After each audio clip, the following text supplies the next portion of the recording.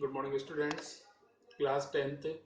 जैसा कि आपका फर्स्ट चैप्टर कंप्लीट हुआ शब्द पद पदबंध, इसके बाद अब आपका जो ग्रामर सेक्शन है उसके अंदर सेकंड चैप्टर आता है रचना के आधार पर वाक्य रूपांतरण। यहाँ पे जैसा कि आपने पिछली कक्षा में पढ़ा होगा कि वाक्य होते हैं वो तीन प्रकार के होते हैं: सरल वाक्य या साधारण वाक्य, संयुक्त वाक्य और मिश्र या मिश्रित वाक्य।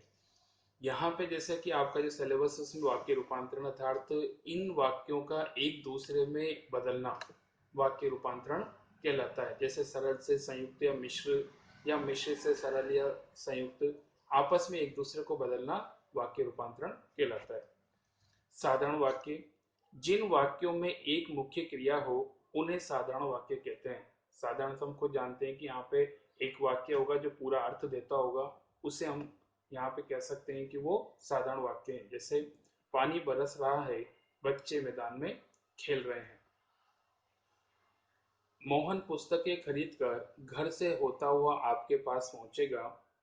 इस गांव के लोग कसरत के शौकीन हैं। ऊपर के सभी वाक्यों में मुख्य क्रिया एक ही है।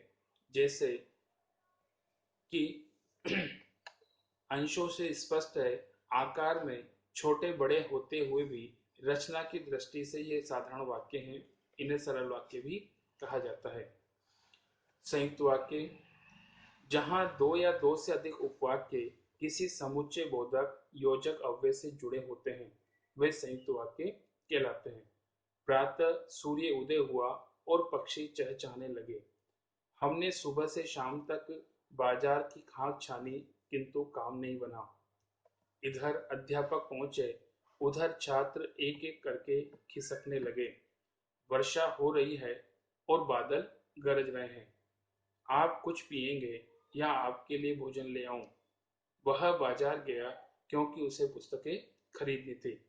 इन वाक्यों के अंदर किंतु, और, या, इसलिए, क्योंकि अव्यय शब्दों के शब्दों से वाक्य के जुड़े हुए हैं। इन जुड़े हुए योजक अव्यय शब्दों को हटा दिया जाए तो प्रत्येक में दो दो स्वतंत्र वाक्य बनते हैं। योजकों की सहायता से जुड़े होने के कारण इन्हें संयुक्त वाक्य कहते हैं। थर्ड नंबर, मिश्र वाक्य, जिन वाक्यों की रचना एक से अधिक ऐसे उपवाक्यों से हुई है जिनमें एक प्रधान और अन्य वाक्य गौण हो, अर्थात एक महत्वपूर्ण होता है दूसरा उस पर आश्रित, उन्हें मिश्र वाक्य कहते हैं। नेहा ने कहा कि वह अधिक परिश्रम करेगी, न कि न ही वह मुझे पहचानता है न ही मैं उसे पहचानता हूँ। यह जीवन में पहली बार हुआ है कि मैं इस तरह विचलित हुआ हूँ। जो परिश्रम करता है उसके लिए कुछ भी असंभव नहीं। मालिक ने कहा कि कल की छुट्टी रहेगी। श्यामलाल जो गांधी गली में रहता है मेरा मित्र है। हिरण ही एक ऐसा वन्य पशु है जो कुलाचे भरता है। इन वाक्यों में एक अंश गौण वाक्य है और दूसरा प्रधान वाक्य है, अतः ये सब आश्रित मिश्र वाक्य के उदाहरण है। नेक्स्ट नंबर आता है उपवाक्य, प्रधान वाक्य और आश्रित वाक्य की पहचान। प्रधान वाक्य वह होता है जिसकी क्रिया मुख्य होती है। आश्रित उपवाक्यों का प्रारंभ प्राय, की, जो, जिसे, यदि, क्योंकि आदि से होता है। मिश्र वाक्य का एक सरल वाक्य में रूपांतरण कीजिए। जो क्रिया वाक्यांत में बनी रहेगी उस क्रिया वाला उपवाक्य प्रधान उपवाक्य होगा। रूपांतरित होने वाली क्रिया वाला उपवाक्य आश्रित होगा। मोहन परिश्रम करता तो अवश्य सफल होता। इस वाक्य का सरल वाक्य इस प्रकार बनेगा: मोहन परिश्रम करने पर अवश्य सफल होता। नेक्स्ट, उपवाक्य के भेद। मिश्र वाक्य में प्रयुक्त होने वाले गौण उपवाक्य तीन प्रकार के होते हैं। संज्ञा उपवाक्य, जो उपवाक्य प्रधान वाक्य की किसी संज्ञा या संज्ञा पद के स्थान पर प्रयुक्त हुआ हो उसे संज्ञा उपवाक्य कहते हैं। जैसे राम ने कहा कि हम लड़ाई नहीं चाहते। यहाँ हम लड़ाई नहीं चाहते उपवाक्य और राम ने कहा उपवाक्य के कर्म के रूप में प्रयुक्त हुआ है, अतः यह संज्ञा उपवाक्य है।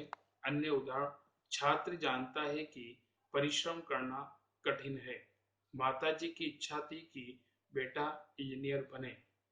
सेकंड विशेषण, जो आश्रित उपवाक्य प्रधान उपवाक्य की किसी संज्ञा या सर्वनाम की विशेषता बताता है। जैसे, यह वही आदमी है जिसने कल चोरी की थी। जो मेहनत करता है उसे अवश्य सफलता मिलती है। इसमें जिसने चोरी की थी और जो मेहनत करता है ये आश्रित उपवाक्य हैं, और ये क्रमशः आदमी, संज्ञा तथा उसे सर्वनाम की विशेषता बताते हैं। विशेषण उपवाक्य का प्रारंभ सर्वनाम जो अथवा इसके किसी रूप जिसने, जिसे, जिसको, जिस, जहां, जिससे, जिनके, जिनके लिए आदि से होता है। अन्य उदाहरण, तुमने जिसके लिए झूठ बोला था वह तो दिखाई ही नहीं दिया। जो व्यक्ति परिश्रम करता है उसे सफलता मिलती है। थर्ड, क्रिया विशेषण उपवाक्य। जिस आश्रित उपवाक्य का प्रयोग क्रिया विशेषण की भांति किया जाता है, अर्थात जो आश्रित उपवाक्य प्रधान उपवाक्य की क्रिया की विशेषता बताता है, उसे क्रिया विशेषण उपवाक्य कहते हैं। जैसे, जब तुम स्टेशन पर पहुंचे तब मैं घर से चला।